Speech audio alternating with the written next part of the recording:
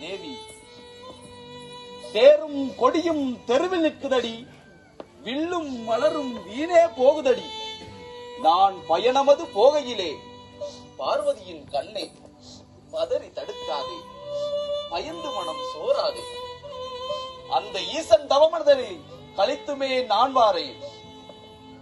பரமன் தவம் கலைக்க குறைத்து வந்தீரா? பாதகியால் என்னை பாதி வழி விட்டு பாவி இந்திரன் சொல் கேட்டால் எரித்திடுவார் உங்களையும். நான் என்ன செய்வேன்? அன்புள்ளம் கொண்டவளே, அஞ்சிட வேண்டாமடி, வீணாகவே பயந்து புலம்பிட வேண்டாமடி. நன்மைதனை செய்ய சென்று நான் இறந்தால் என்ன கலங்கிடலாமோ என் கண்மணியே?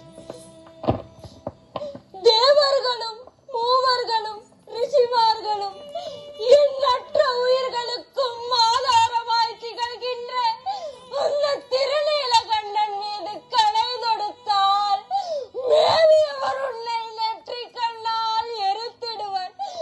கோவிந்தன் சச்சுதனே, தாங்கள் அடிகளை வடியால் பணிந்து கேட்கின்றேன். சென்று விடாதீர்கள் அத்தான், சென்று விடாதீர்கள். போதுமடி மாதரசே, உன் புத்திமதி போதனை எல்லாம் மாது. உன் சொல் கேட்டால் மானம் வெக்கம் போகும். அதனால் போகாது நான் இருந்தால் இந்த பூவுலகோர் என்னை கண்டால் போகையரே ஏசிடுவார், என்னை தூசணித்து பேசிடுவார்.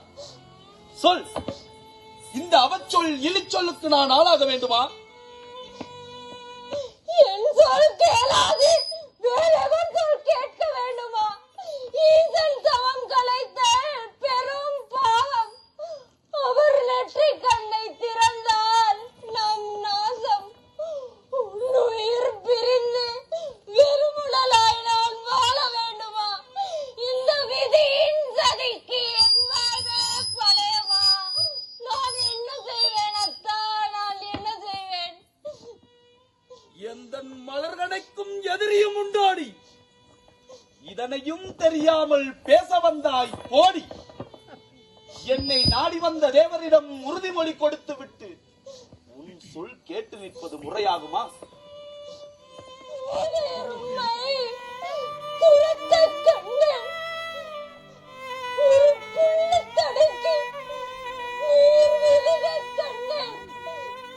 சேலையர் உம்மை மிதிக்கக் கண்டேன்.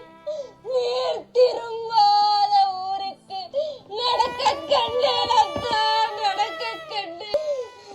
வீர முழக்கம் முழங்கும் இடத்தில் இப்படி ஒப்பார் இசை இசைக்கிறாயே. தோகையர் துரத்தலும் ஒரு புல்லுதடிக்கு விழுவதும், இதை நீ ஒரு கோழையிடமே போய் சொல்லியிருக்கலாம். உன் கணவன் ஒரு கோழையாக இருந்திருந்தால்